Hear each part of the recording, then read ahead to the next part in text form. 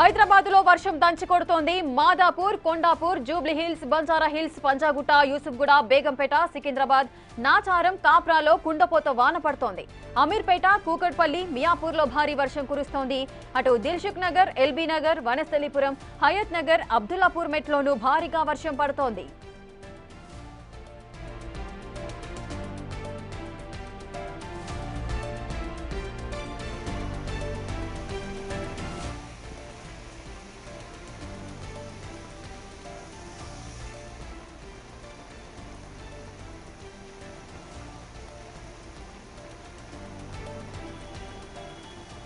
కుండపోత వాన కారణంగా రోడ్లపై ఎక్కడికక్కడ వర్షం నీరు పెద్ద ఎత్తున నిలిచింది.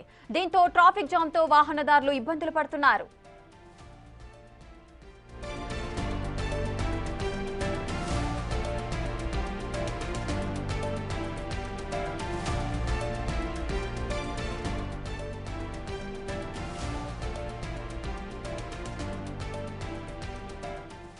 పూర్తి డీటెయిల్స్ మా ప్రతినిధి పాపన్న అందిస్తారు.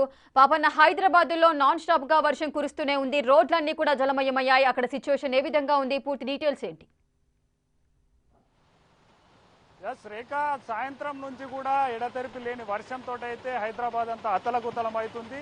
భారీ వర్షం నమోదైంది హైదరాబాద్ ప్రాంతం మొత్తం కూడా.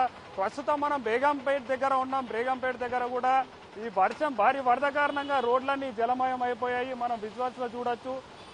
షాపులన్నీ ముగిసే సమయం కావడంతో అందరూ కూడా ఇళ్లలోకి వెళ్లే సమయం అయింది.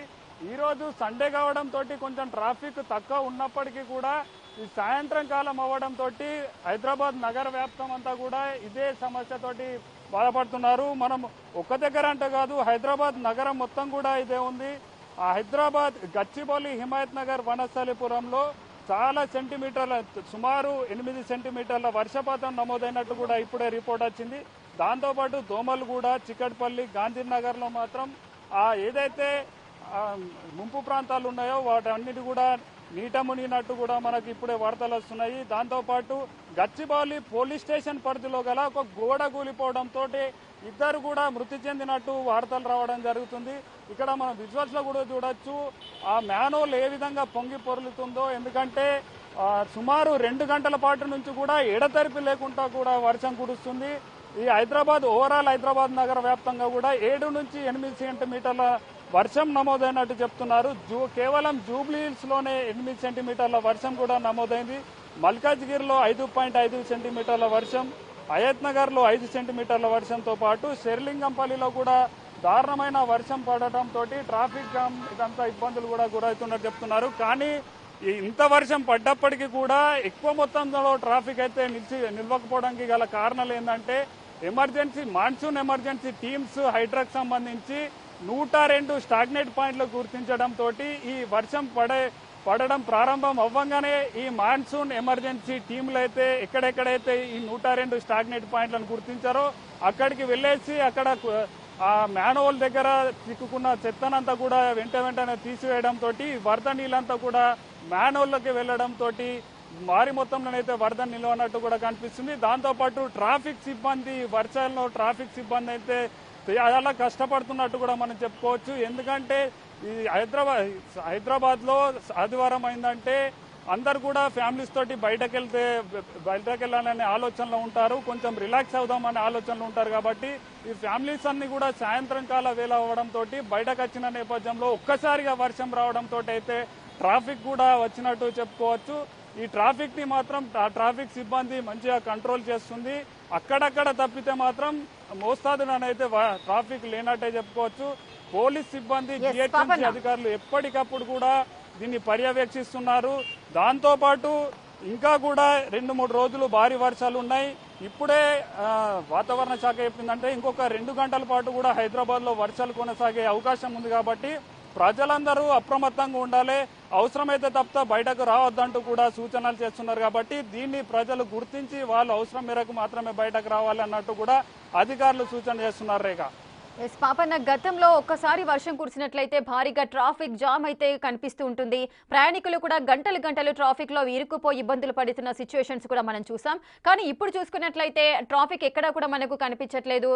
రోడ్లన్నీ కూడా కాస్త రిలీఫ్ గానే కనిపిస్తున్నాయి. దీనికి అంతటికీ కారణం హైడ్రానే అని భావించవచ్చా? ఎస్ రేఖ, ఇప్పుడున్న పరిస్థితులకు మాత్రం one of the reasons HYDRAA అని చెప్పుకోవచ్చు.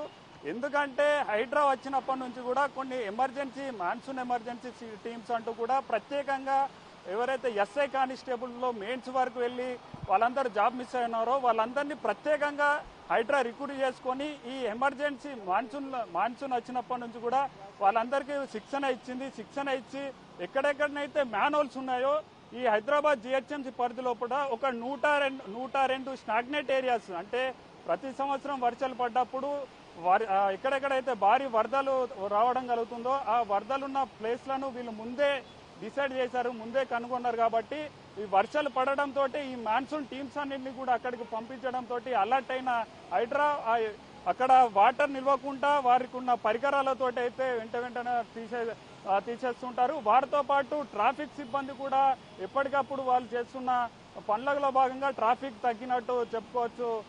రేఖ, ఇక్కడ మనం చూడొచ్చు, ఇక్కడ చిన్నపాటి వరద ఇక్కడ గురైంది. దానికి సంబంధించి ఇక్కడ ఉన్న లోకల్ వ్యక్తులు కూడా వారికి సంబంధించి అక్కడ క్లీన్ చేస్తున్నారు. కాబట్టి హైడ్రాతో పాటు ఈ ట్రాఫిక్ సిబ్బంది ఎప్పటికప్పుడు ఈ చేస్తున్న పనులకైతే ట్రాఫిక్ సమస్యనైతే వర్షాలు పడ్డప్పుడు హైదరాబాద్ లో తగ్గింది అన్నట్టు చెప్పుకోవచ్చు. రేఖ, ఎస్ పాపన్న, అయితే వర్షాలు ఇంకా ఎన్ని రోజులు ఉండే అవకాశాలు ఉన్నాయి? వాతావరణ అధికారులు ఏం చెబుతున్నారు?